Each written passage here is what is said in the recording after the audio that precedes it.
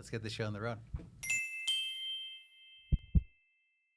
Welcome, everybody, to Hearts and Stars podcast. I'm your host, Jonathan Babika, CEO of the Little Lighthouse Foundation, and my incredible co-host, Missy Babika.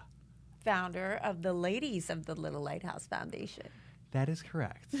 My partner in crime and mother to my beautiful children. So I love you, Missy. Thank you for being here. You know, we got to bring in the powerhouse, right? I mean, you can I say this in the nonprofit world, a force to be reckoned with in the most good way, right? Thank you. Right? We have Tracy Wilson Mourning in the building. Hello. Hello. The founder of Honey Shine, co-founder of Mourning Family Foundation and the Overtown Youth Center. Many more titles. Many more titles. And we're gonna cover everything today because we are giving these kids and anybody listening access to success. So we are gonna follow Tracy's path and see kind of like, you know, what we can extract. I feel like it's like oranges and extracting the orange juice. We're gonna, if it's okay with you, squeeze you a little bit. Let's go. Squeeze me. And every time I see you, we kind of give each other a big squeeze. So this is you know, the non-literal way, the metaphorical way of squeezing Tracy. Ladies and gentlemen, boys and girls, I want to start off, Tracy. I want from your perspective, you know, what were you like as a kid? From my perspective as a kid, I think I was, and still am, I've always been outspoken to a certain degree, or I was the youngest, I was the baby of the family, so we got away with a lot more, and we could say and do all kinds of things as the baby of the family. I was a baby too. Yeah, so that's why. And Missy. Yeah, right? So we got away with a few things that maybe the older siblings didn't get away with. But I was always a communicator with God. Even as a child, I remember just talking to God. I didn't completely understand, but I would just have these whole conversations and about everything with God. So I was always connected in that way. And then I was clumsy as a child. I was very clumsy, not elegant at all. And my sister would say I was a scaredy cat. You know, I didn't like to sleep alone. I always wanted to sleep with my mom. That sounds familiar to my kids right now. Right. Yeah. Oh, yeah. So I love that you said that you're outspoken. And, you know, as you're in your trajectory, which, you know, I know there's more steps, but of course, in broadcast journalism at Howard University, is there anything that, you know, from you being outspoken or anybody kind of like encouraging you to be outspoken? Because I think there's like kind of like, you know, they're kind of one and the same. If you're outspoken and then you're kind of speaking in broadcast journalism, was there motivating factors, inspiration, anybody kind of like pushing you in the direction to be in that, you know, career path? Well, no one pushed me to be in that career path, but I've always had a passion for it. Like, I've always loved sports. My mom and I would always watch sports, and I would see different people. Jane Kennedy was the first one that I recall seeing on television covering sports.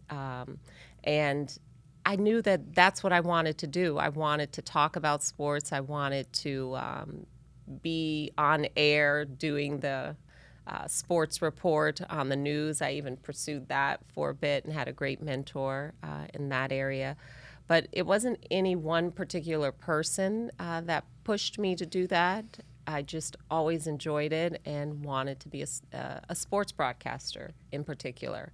But then when I went into the field after college, I went into the newsroom, and I was like, whoa, I know for sure I don't want to do this. I don't want to, not the reporting, but the news aspect of it. I just felt it was so negative, and it was always heavy, and I was like, what is this? So, you know, the first time they sent me out to see a dead body in a park, you know, for the news station, I was like, whoa, let me reconsider this. Let me redirect and make sure that it's sports that I'm focusing on, or entertainment. great. And what I love about that, and speaking to everybody, it's finding your passion, right? And kind of, we have a spiritual guide of sorts, Gabby Bernstein. You may have heard of her, and saying that there's no hurdles, only redirects. So I think, like, in terms of forming what you wanted to do, you kind of were figuring that out. But I love how you were kind of discovering your passion, because if you love sports, with these kids, if you love sports, and, we love bringing kids to, like, the Marlins games or the Dolphins games, because you don't have to be a professional athlete. You could be a sports broadcaster. You could work the vending. You could work, management of some sorts, or just, if you have a passion for something, I feel like what you did were the great next steps in kind of following what you wanted in life and what you'd like to do. Yeah. You could own the team. You can do a lot of things. Yeah. But when you were talking about redirection, what's so interesting, that was the topic today on my Bible study call that I was on this morning. And, when we have obstacles and things that appear as obstacles to us, if you really looked at it through the lens that this is God in every aspect of it, so embrace the change, embrace the journey. Always easier said than done, because, our hearts are set on something. But the conversation this morning was a reminder that if we set our hearts on God, then we understand that those hurdles or those redirections or, those challenging moments are just that, to be redirected. Yeah. I think that's beautiful. I really appreciate your faith. And, one could say, and as I grow, I try to learn this more and more, that there are no mistakes. And even somebody who potentially is, like, negative in your life, the mistake and that negative person were meant to be there for the redirect to put you on the path that you're intended to be. But you have to kind of understand that, right? So that you're not discouraged, I think, is the optimal thing. Right. We were talking about my mom earlier. I am such I can't move without acknowledging my God, and my faith is everything, and I know that is what sustained me, but in talking about my mom was such a mindset, like, she would be, cause I would tell her, Mom, you're so negative. I'm not negative, blah, blah, blah. But she was a truth teller, and the truth is confrontational. But, I remember I was doing a interview at Honey Shine at Carrollton in the Grove, and the news reporter came to talk to me about Honey Shine, and my mom came to drop my lunch off to me at summer camp, and I was like, thanks, Mom. And she was like, oh, that's your mom? I'd love to talk to her. She was like, that's your mom? My mom's a white woman, German Jew, a little short, mouth like a sailor. And she was like, oh, I'd love to talk to her. She was like, well, how is she your mom? I was like, well, she gave birth to me, and so she was like, I'd love to talk to her. I'm like, no, it's okay. And so she was like, asked my mom, could she speak to her? And my mom was like, sure, what do you want? Like, that energy and attitude. So she was like, Tracy's so faith-filled and, is such a believer. And my mom was like, what? She only heard what she wanted to hear sometimes. She was like, first of all, I don't think he walked on water, and Mary wasn't a virgin. And all those people in church need to be in church. Just like, I was like, oh my God, I told you didn't want to talk to this woman. But, my mom, she believed that there was a higher power, and her life was a testament for me that God is real. Yeah. Yeah. So even though she had her feelings about certain things, that man wrote the Bible, man is a lie, her life, her journey, what I witnessed myself is a true testament of that God is real. Yeah. And how good he is. I think that's important to acknowledge that, I do believe in God. I believe in a higher power, the universe. And, for, anybody who kind of contemplates yes or no, I think like a source of love is important, and just believing in something bigger than you, even if it's just for the sake of, wanting a better life. You know, just knowing that there's a source of goodness out there, and label it how you will. But I think with your positive frame of mind and your faith, it can take you further in life. Absolutely. That's what moves you through life, you know. I could never imagine living a life where I didn't believe, with all the goodness that has come my way, with all the blessings that have been bestowed upon me, living my life thinking that it was me that did that. No way. No way. I could never. And for that, I'm so grateful. And just anyone who is challenged in their belief, of knowing that there is greater beyond them, I sympathize with them, you know, because that has to be a really tough existence for a lot of people. You know, faith is what keeps me going. You know, it makes you wake up to go the next step, you know, and to not give up. Yeah. Yes. I love that. Let's talk about a blessing in your life and other people's lives. Honey Shine. So Honey Shine encourages confidence and self-esteem in young girls. Can you tell us about Honey Shine? Sure. Honey Shine started out over 20 years ago. I used to live here in South Florida when I was a little girl. And did you go to high school here? I did not go to high school here. I went to elementary school here. Okay. In Goulds, way down south. And we moved away from here because my mom didn't feel like I was being educated. And she would always say, Tracy, if they can keep you uneducated, they can control you. So we moved away from here. But when God brought me back as a young adult and a new mom, I would go back and visit the amazing woman, Miss Annie Lou Johnson, who used to take care of me while my mom worked in Goulds. And I would see groups of girls walking around the neighborhood, babies on the hip, house shoes on, and they would just circle the block. And I'm like, which one am I out of that group? Like, had it not been for the mommy that I have, and had it not been for the women in my life. And that's when God placed it on my heart, Tracy, they need to see that there's so much more out there in this city besides this block that they continue to walk around. And God placed it on my heart to start Honey Shine. And it was about taking girls outside of their community, outside of their neighborhoods, and showing them that there's so much more. Someone did that for me in Cincinnati, and we started doing that, and that was over 20 years ago. We took them to the beach for the first time. Some girls had never gone to the beach, and it's right here in their backyard, you know. And we did our first workshops at Don Peoples' his hotel. It was the only Black-owned hotel on the beach, and our girls, we started there, and now we are in a dozen schools after school programming. We have a 6-week summer camp that started out a week long, and it just really is mind-boggling that moment of the inspiration of those young ladies, what seeing them did and has affected so many lives. And like, you never know what God is calling you to do. You just have to know that you're being called. And as that little girl, going back to visit Miss Annie Lou, that little girl in that house had no idea that God was going to call her to serve in this way, that I would have a mentoring program, a youth center, a high school that carries that little girl's name. Like, but God. Yeah. But God, you know. So Honey Shine is very near and dear to my heart. And, you know, I receive a lot of recognition, you know, for starting Honey Shine.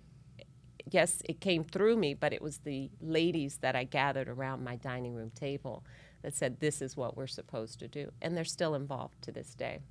I love that. Yeah.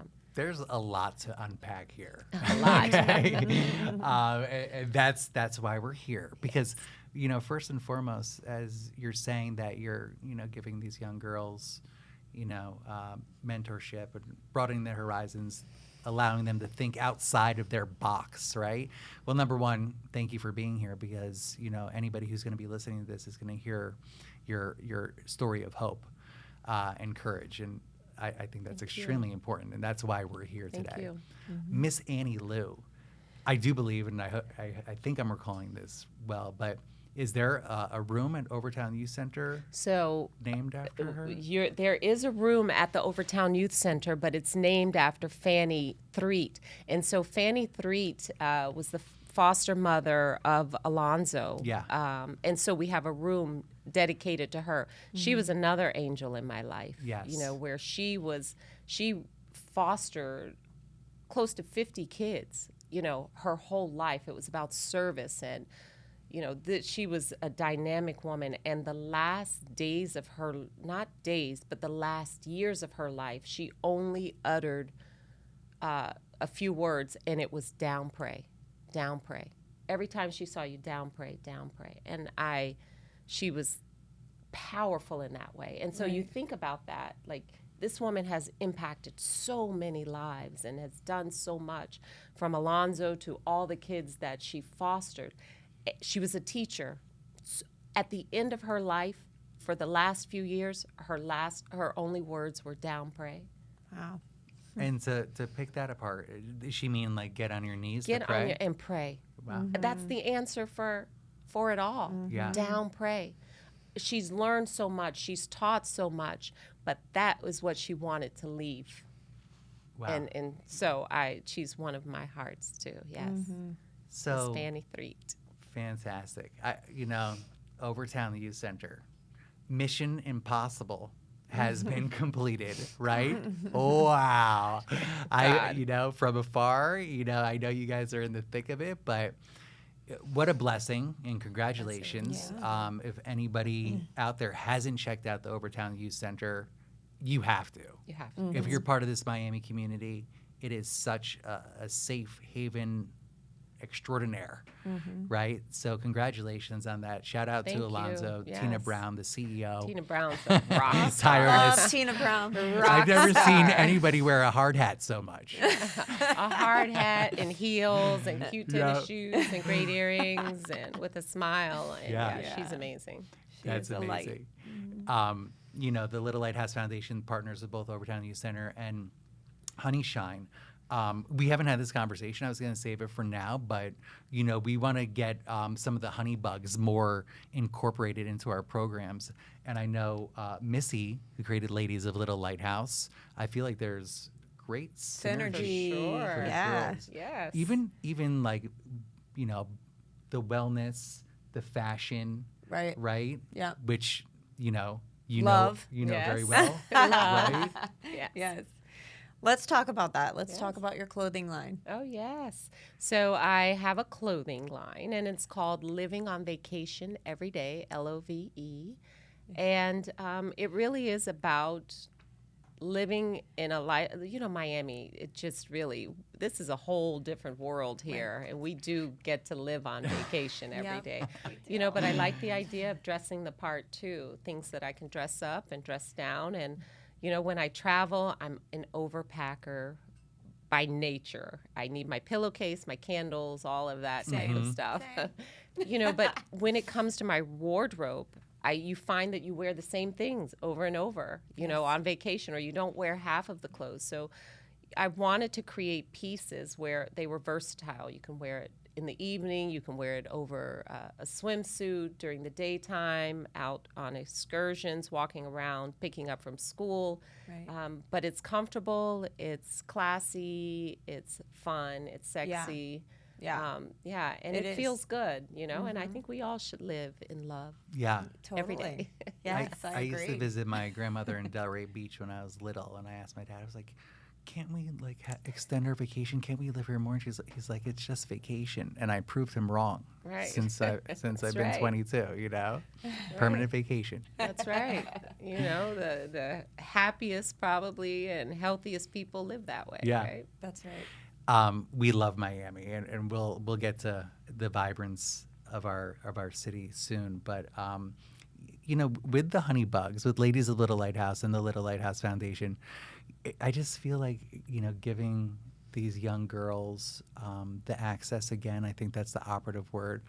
Let me ask you, for everybody out there, because I'm interested, and selfishly sometimes I feel like I have guests on here because I want to know more information. Like, how did you go about creating L.O.V.E, and did you sit with a manufacturer? What were your next steps? So people listening are like, okay, I can do what Tracy did. This is the hard part. You know, you really can do what I did because I'm still learning and I'm still doing it. I was talking to God this morning, like, God, I really want to be a great businesswoman.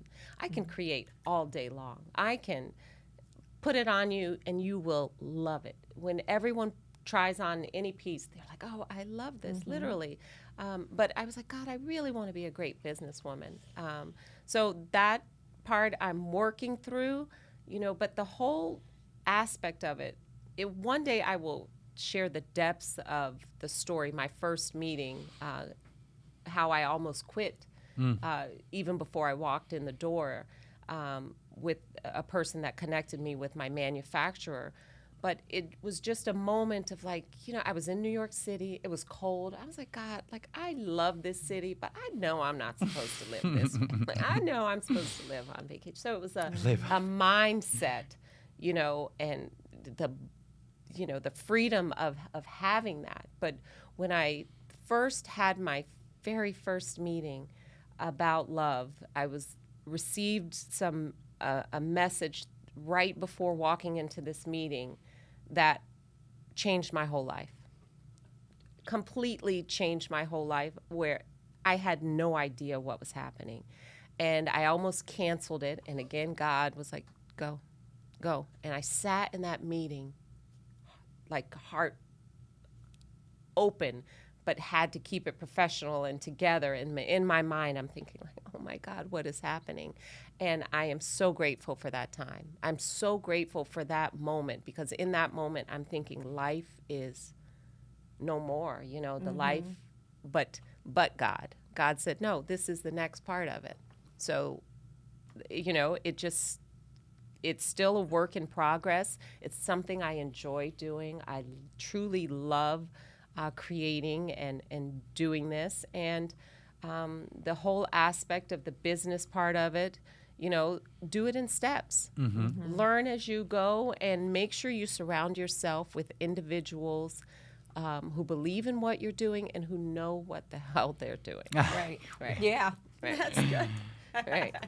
Well, so first of all, this is a very safe place. Yes. When you were ready to share that message that you Yeah. received, we are here for you. Okay. I'd love that. We might do a round two. Yeah, I'd love And that. just, you know, because I think challenges and understanding them and overcoming them is hugely important. It's everything, because you're going to get challenged in life. You're going to get hit upside the head, you know, in life. That's what I've come to understand and accept, you know, but when I have my crown on, and it's not a crown that someone else gives me, it's a crown from God, that's like my protection. You know, you get smacked upside the head, your crown may shift, but it's not falling off. You know, you got to keep your head up, shoulders back, heart to God, and crown on your head. That's what I tell the honeybugs all the time. Ooh, Yeah. You know, and my mommy would always say, and we have a plaque on the rooftop of the Overtown Youth Center that says this. She would say, don't look back because you only get dust in your eyes. Like, keep looking forward. Yeah. And I find that even now, even in sharing this story or even thinking about her, that's a form of looking back, because I get emotional and the dust comes and my eyes swell up. Yeah. I am. There are many visuals coming. I love that imagery. I love looking back and the dust in your eyes. But I really like the tilting of the crown. I can see that, and you're kind of like knocked down a little bit, but you come up, it's lopsided, and you're just, you know, positioning that perfectly, and you're back at it again. Yeah. And on that note, I want to talk about balance. Oh yeah. It is Libra season.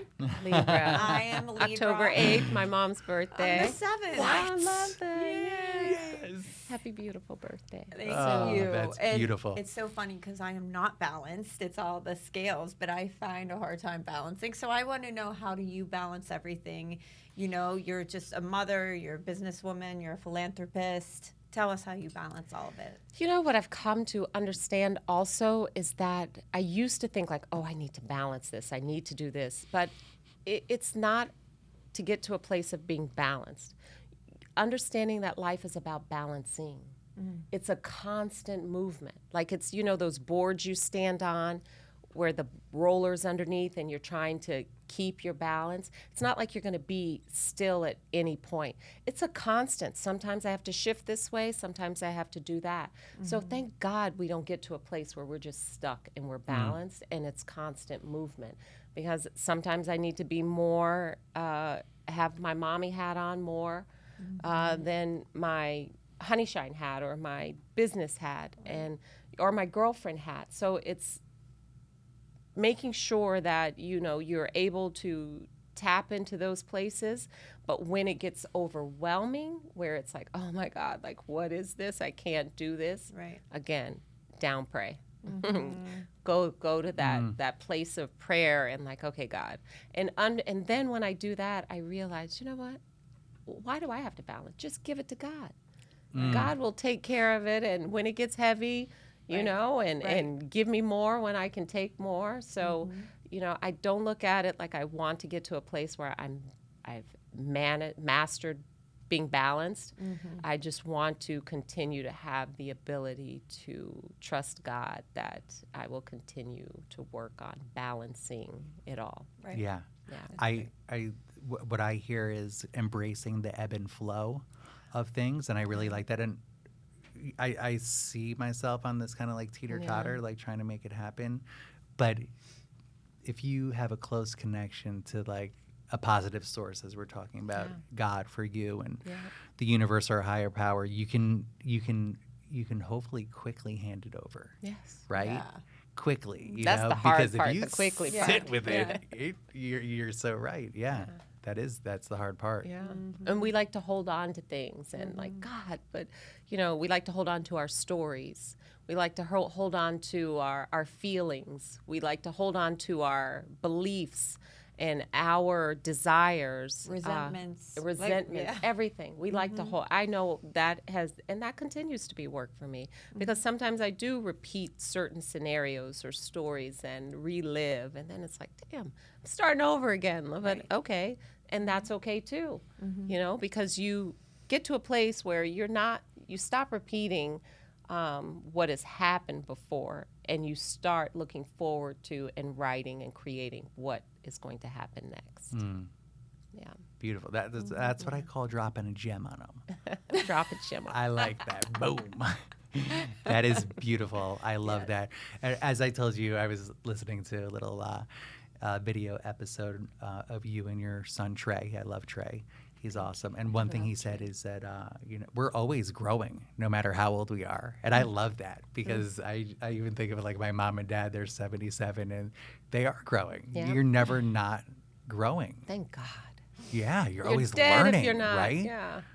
And that's why I love this right now so much. I'm like, how lucky am I? We get to sit with these incredible people, and I'm like, you know, getting all this information and, you know, trying to shape my life while people tuning in are shaping theirs. It's a beautiful thing. It's a beautiful thing. And thank you both, you know, Yeah. for having the courage and the passion because, you know, philanthropy, this community here, was a huge introduction to me of philanthropy. And even before then, I will share the first time I heard the word philanthropist, but the Miami community, I had never seen support the way it is here. Like I have people that talk about, I'm sure they do it in other cities, but this was my experience here. And I would just like to say that you two have even elevated that philanthropic experience for so many people because you do it on a level where we weren't even thinking of, right? And in a way we weren't even thinking of, and not just us as an organization, but I think the community, and I salute you both for having the courage and the wherewithal to dream big and think big and want to serve at the end of the day. Thank you. Thank you thank so you. much. And Thank it's you. such a collaborative effort. Yeah. You know, when I, at the Overtown Youth Center Gala, when I see you speak and address, you know, the audience and your humility, you know, you have an incredible high school named after you. You do all these incredible things, and you're still so humble and saying, you know, we do get the recognition, but can't do it without this teamwork and the support. right. And one community, one love. That's what a grandma said to me at our back to school program one time, and I love it. So thank you for your kind words. Thank you for your leadership. I see you as this strong leader, and Really? of course, yeah.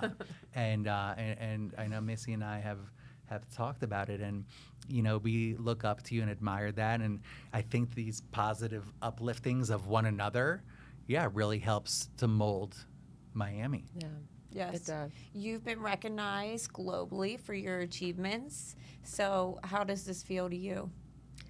To be recognized, For all the work you do? I think it's really humbling. Like to have a public high school named after you, and it was between you and Janet Reno, and it's like, what? Like, God, like I had no idea this is what you were doing. So it's very humbling. But I am also a person too, I don't need it. Like I don't desire it, or like that's not what you do it for. I'm appreciative and thankful, but when I lay my head down at night, that's my peace. That's that peace. That's the award. That's the recognition. And in everything I do, it will always be about God. Give God the glory, not me. Yeah. That's how I feel about that. And at the same time, I'm very honored and humbled, and appreciative, Right. Because like as a little girl, I never knew this was going to be my work. Summer camp, I spend summers at summer camp, that's Right. my job. And, I'm honored. Yeah.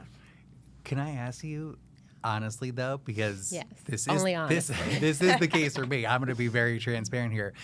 If somebody acknowledges me or tells me I'm doing a great job at Little Lighthouse, making an impact, it propels me. I motivates you. am a Capricorn. I'm a man of my love language is compliments, and when people say these positive things to me, I'm encouraged to do better and do more. And the beautiful thing is that we do good. Yeah. We do good for this community. Everything we're doing right now, this whole podcast, and us bringing forth these stories of impact and life changingness. It's it drives me. So I feel like we should boost each other up. And that's what somebody recently, and people will say this, that it's great to have this podcast, Hearts and Stars, because we're bringing forth good news. Yes. Right. Yeah. You're a beautiful person. Thank you. And I think I need you to be my mentor. As long as you're mine. Teamwork, dreamwork. As we're closing out, we have a couple of fun things in store, Okay. including our debut of the Donate or Dare wheel. Okay. But before we get there, Tracy, what is the future of Honey Shine? What is the legacy you want to leave behind? The future of Honey Shine, I just want the work to touch as many people as possible, anywhere in the world. Our next stop, besides places here in Florida, and hopefully throughout the country, is the continent of Africa. I love Ghana. I want to do work there, and I know it's needed. So that's something I see, with our programming, encouraging young girls to shine as women all over the world. And the other part of your question was Legacy. the legacy part. That's what that's what? That's a big thing. It is. But I just want to be remembered as someone that loves people. I love girls and women, and I love kids and young men. I'm raising 2 boys. I've raised, and my oldest is 28 now, and my daughter, my boss, I want them to be proud and know that their mom was about service, was about making a difference. And in every step she took, she represented God, you know, and the light that he has placed in me is the light that I see in everyone else. So I just hope to be a light in this world, you know, where someone thinks like, you know what, I'm not going to give up. I'm going to keep going, you know, and I'm not going to look back. You know, I'm going to stay the course and trust God and know that this is the best, this moment right now, and there's still more to come. You are a light. I hope you're invigorated after sitting here with us, because we really appreciate you. Thank you. And I just want to do a special shout out to the moms, to you two. Like, wow. Talk about you. balancing everything. My mind explodes everything that you guys do. And all the parents out there, especially in the beginning of the school year and planning the after school activities. I was like, God bless moms and dads all over the world. Teamwork, dreamwork, right? You know, but it really is. That's the greatest gift. That's the greatest thing. And as a little girl, I was like, I didn't believe I wanted children, you know, but I'm so grateful for them because they have made me who I am. It's because of them that I am able to sit before you. Oh, yeah. On my true. truth. So true. Yeah. All right, let's hit this donate or dare wheel. Okay. Ladies and gentlemen, boys and girls, this is the first ever donate or dare spinning wheel that we have going on here. And Miss Tracy Wilson Mourning. I'm going to spin it. Go up there. Gently, is that what it is? You know what? It's the first spin, so please be gentle. Here we go. Be gentle. And if it falls off, it's okay. I've always wanted my You are, wow, upgrade. Price is right. This is suspenseful.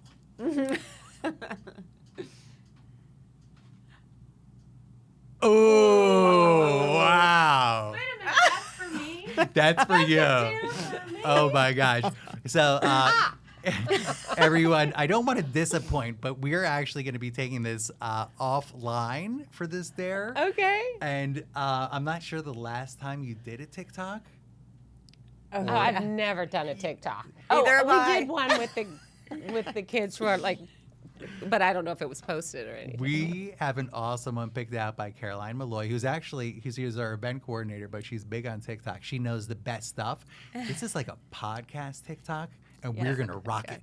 Okay, let's do it. So, ladies and gentlemen, prepare for that release sometime after the podcast release. Okay. And thank you so much. Tracy, how do we get in touch with Honey Shine Mourning Family Foundation, Yes. OYC? You can go to overtownyouthmiami.org, honeyshine.org.